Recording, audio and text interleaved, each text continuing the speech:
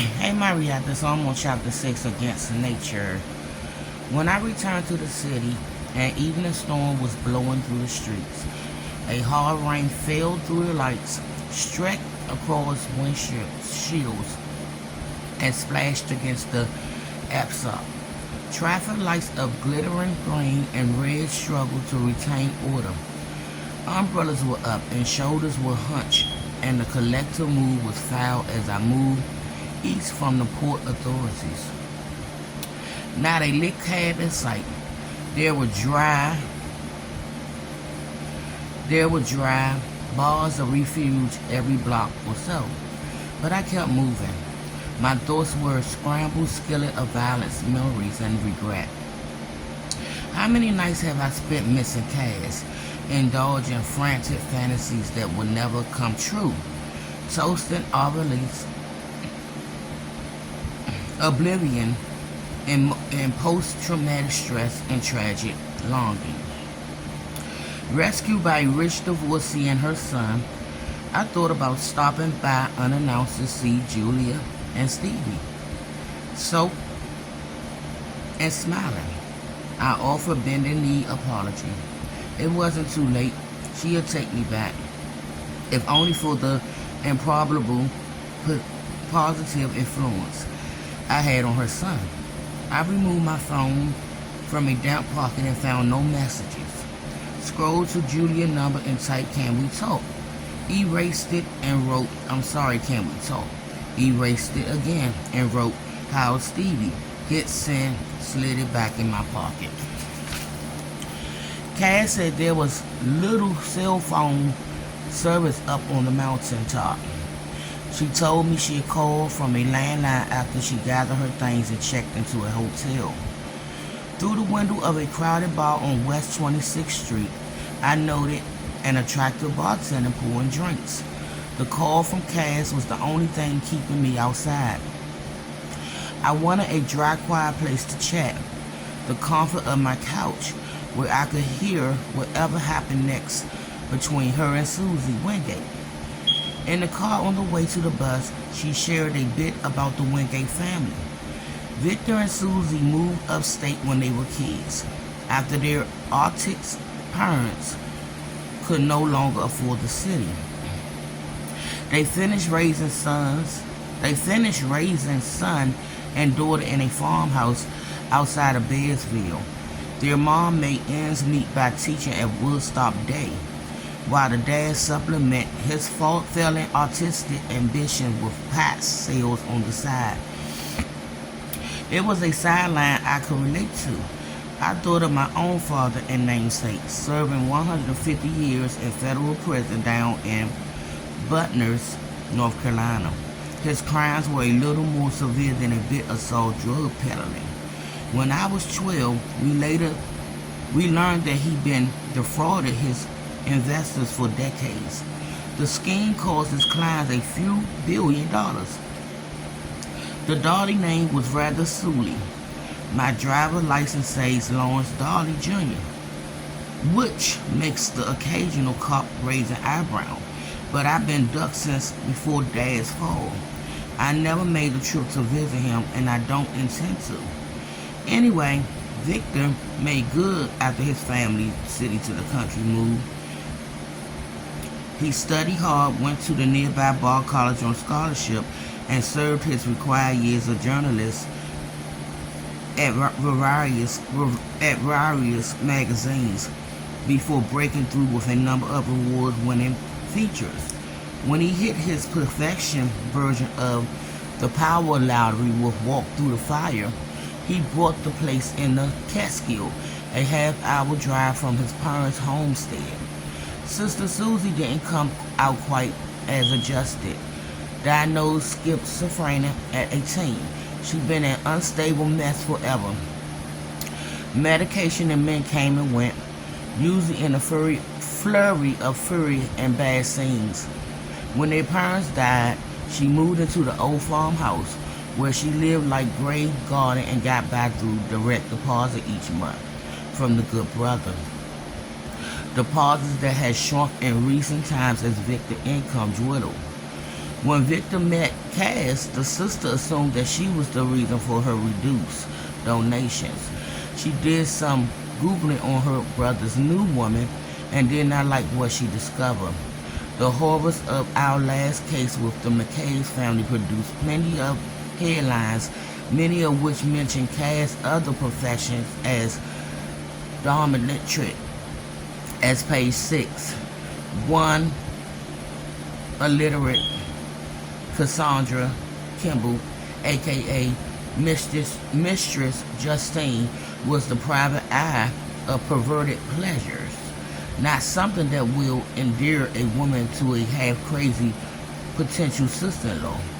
If we were working on the assumption that someone helped launch Victor over that waterfall, Sister Susie had to be a logical suspect, unable, capable of violent outbursts, and in difficult financial straits. A classic combination for murderous actions. But why go after her own brother? Why not the harpy she hated? The one playing house with her beneficial and last remaining blood. Then again, we were talking about family, and family real estates. Things were never rational. Perhaps Susie became consumed with loathing for the big brother's made good, the one who always got in the grades, the opportunities, and the professional success. She must have resented his financial care while she languished in the borderlines of madness at their parents' crumbling farmhouse.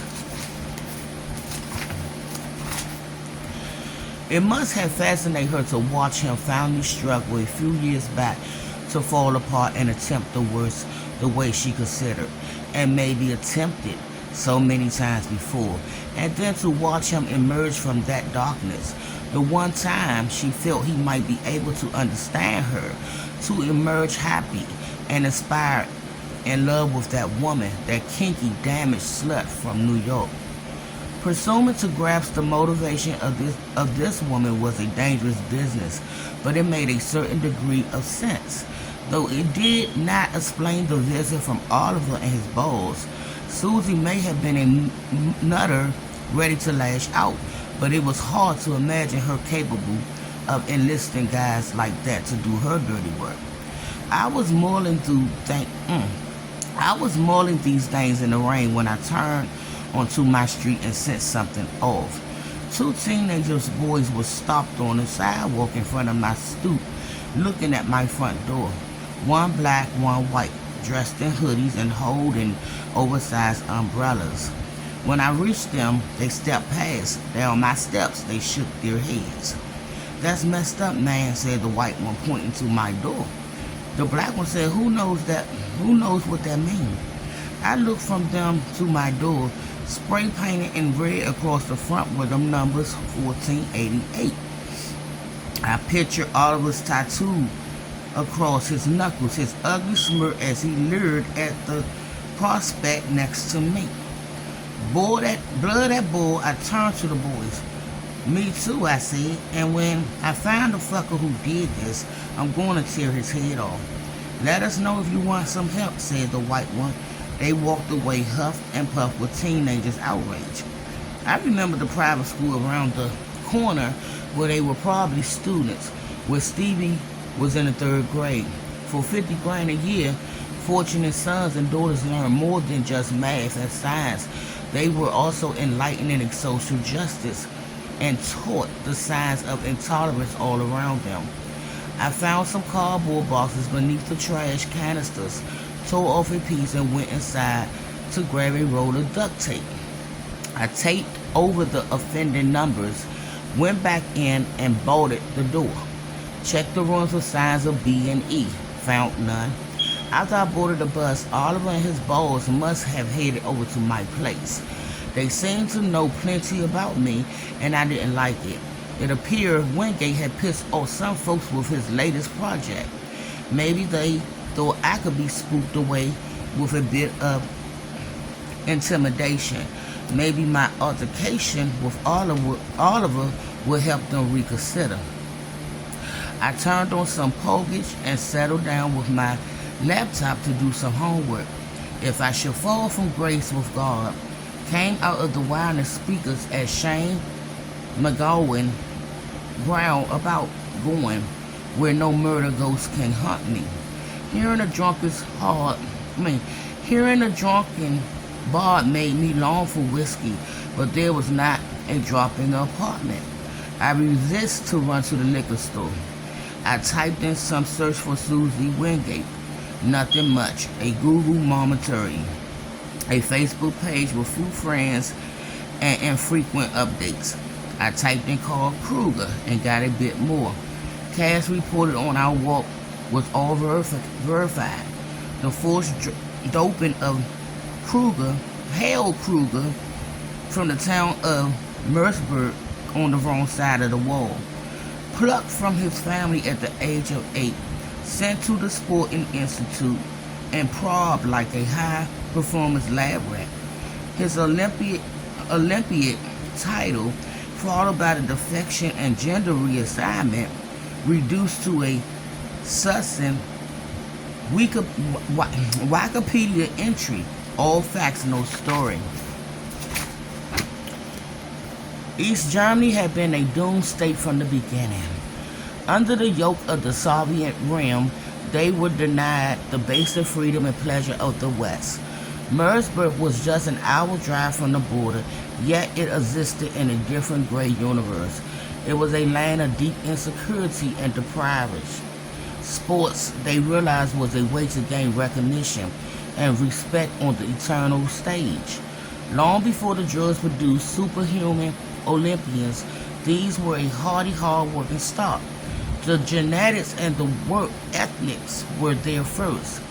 Add in heavy doses of oral turbulence to still forming female bodies, and you got an unnatural army of world-beating athletics machines.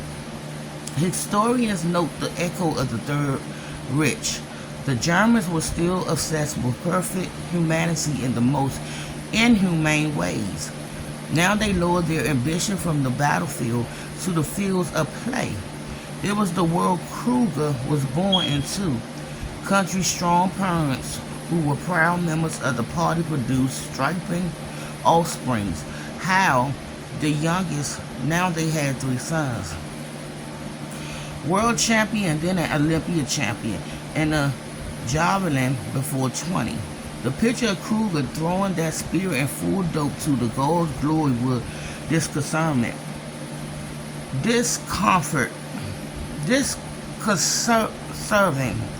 Soon after, the drugs began to exhibit their side effects.